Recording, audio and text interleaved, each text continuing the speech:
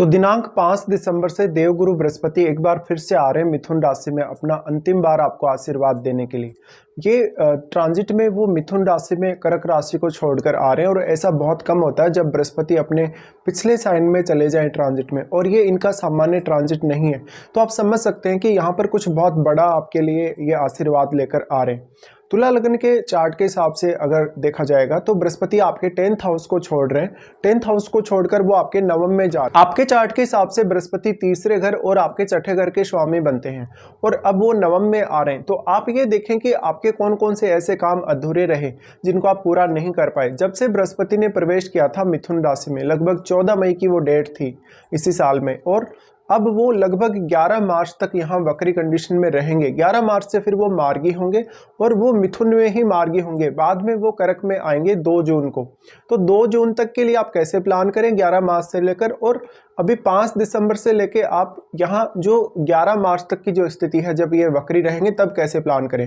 देखिए अभी जब से बृहस्पति आए मई में मिथुन राशि में, तो उस समय से लेकर आपकी अब तक कौन कौन सी ऐसी प्लानिंग्स रही हैं जो अधूरी रही हैं, जहाँ पर आपने अपना कोई फैसला तो ले लिया लेकिन आपने अपने काम को आगे नहीं बढ़ाया। या तो अपने कैरियर को लेकर आपने कोई डिसीजन लिया होगा, या तो आपको कोई लंबा टूर करना होगा, विदेश यात्रा करनी होगी, या अपनी स्टडीज़ पे आपको फोकस करना रहेगा। ऐसे मामलों पर आप दोबारा से एक बार फोकस कर सकते हैं। यहाँ पर अब दोबारा से आप वो निर्णय ले सकते हैं जहाँ पर आपने कुछ मिस कर दिया हो, या आपको कोई भी अपना निर्णय अगर बदलना हो तो इस समय आप बदल भी सकते हैं। ऐसा बृहस्पति आपको काफ़ी हार्ड वर्किंग बनाएगा और आपके लगभग हर काम को ईजी बना देगा। ये बृहस्पति का ट्रांजिट हालांकि उन लोगों के लिए तो काफ़ी हेल्पफुल होगा ही जिनका बृहस्पति ऑलरेडी चार्ट में वक्री स्थिति में है जन्म के समय के साथ, लेकिन उन लोगों के लिए भी अब ये बृहस्पति क्योंकि सामान्य ट्रांजिट नहीं है तो काफ़ी फेवर करेगा जिनका बृहस्पति ऑलरेडी चार्ट में बहुत ही वेल प्लेस्ड है।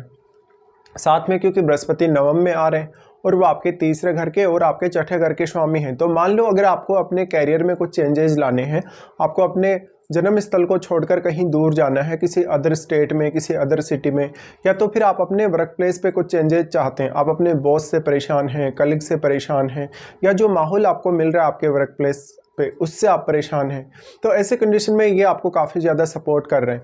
बृहस्पति यहाँ नवम में आ रहे हैं 10वें भाव को छोड़कर, तो कैरियर में एक मेजर इस समय कोई चेंज आपके आना चाहिए। कैरियर पर्पज़ को लेकर आपका कोई विदेश यात्रा हो, या तो विदेश में सेटलमेंट के लिए भी अगर आप देख रहे हैं तो ऐसा बृहस्पति आपकी काफ़ी हेल्प करेगा। मेनली इस प्रकार के ट्रांजिट में आपको सही डिसीजन लेने में काफ़ी हद तक मदद मिलेगी बृहस्पति से।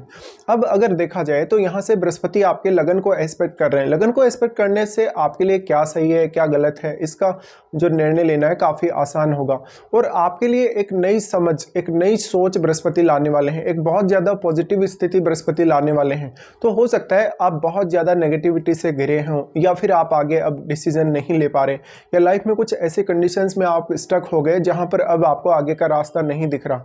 तो ऐसे समय में भी बृहस्पति आपके ऊपर कृपा करने वाले हैं। बृहस्पति लगन को जो एस्पेक्ट कर रहे हैं, यहाँ जो आपके लगन में बैठा हुआ प्लेनेट होगा वो भी इनसे काफी ज्यादा प्रभावित होगा। तो वो ग्रह आपके चार्ट में जिन जिन भावों का स्वामी है उन भावों से रिलेटेड फैसले लेना भी आपके लिए आसान होगा। साथ ही पब्लिकली किसी भी तरीके से डील करना, विदेशी लोगों से डील करना, या अदर धर्म या अदर कल्चर के लोगों से डील करना आपको आसान होगा। इसके साथ साथ इस समय अगर आप कुछ आध्यात्मिक टूर वगैरह चाहते हैं, अपनी स्टडीज़ वगैरह को लेकर कुछ चेंजेस चाहते हैं, तो वो भी आप कर सकते हैं। बृहस्पति यहाँ से एस्पेक्ट डाल रहे हैं फिर आपके 3rd हाउस पे, जहाँ वो अपने ही घर को एस्पेक्ट कर रहे हैं। देखिए अपने घर को जब भी बृहस्पति एस्पेक्ट करेंगे तो वो आपके 3rd हाउस में बैठे हुए प्लैनेट को काफ़ी स्ट्रांगली प्रभावित करेंगे, और 3rd हाउस में बैठा हुआ प्लैनेट भी हालांकि बृहस्पति को प्रभावित कर पाएगा।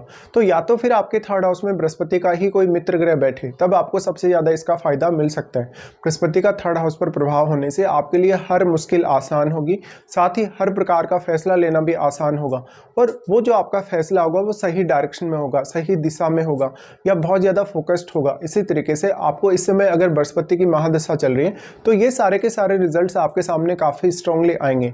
बृहस्पति उसके बाद आपके 5वें भाव पे अपना प्रभाव डालते हैं। 5वें भाव पे प्रभाव डालें तो संतान पक्ष को लेकर आपको कुछ प्लानिंग करनी है, तो इस समय आपको जैसे संतान की प्राप्ति हो सकती है, स्टडीज़ में कुछ आप चेंजेस चाहते हैं अपना, इसके साथ साथ संतान को लेकर इन फ्यूचर आप कुछ प्लानिंग करना चाहते हैं तो वहाँ भी आप फोकस कर सकते हैं। क्योंकि जो 11 मार्च तक की जो स्थिति होगी, हालांकि तब तक बृहस्पति वक्री ही है, तो मान लो अगर आपको कुछ फ्यूचर का प्लानिंग करना है तो वो आप इस समय कर सकते हैं। 11 मार्च के बाद से जो भी आपने प्लानिंग्स की रहेगी उस पर आप पुनर्विचार करके आगे बढ़ सकते हैं।